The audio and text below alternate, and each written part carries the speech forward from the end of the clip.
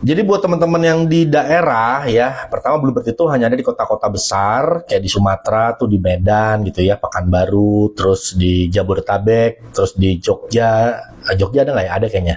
Di Bandung, di Semarang gitu ya, di Makassar gitulah. Ya, kalau Kalimantan Timur ini kita nggak ada, tapi nggak apa-apa. Bluebird itu menjual mobilnya itu dan bisa ngirim ke Indonesia. Dan customer Calva Bluebird juga 90% itu dari luar pulau atau dari luar kota Jakarta. Termasuk Kalimantan itu banyak banget customerku yang beli dari sana.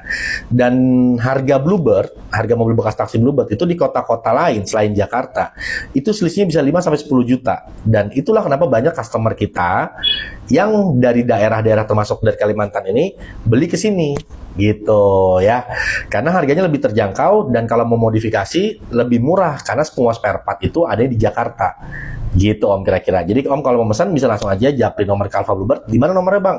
Ada di bio.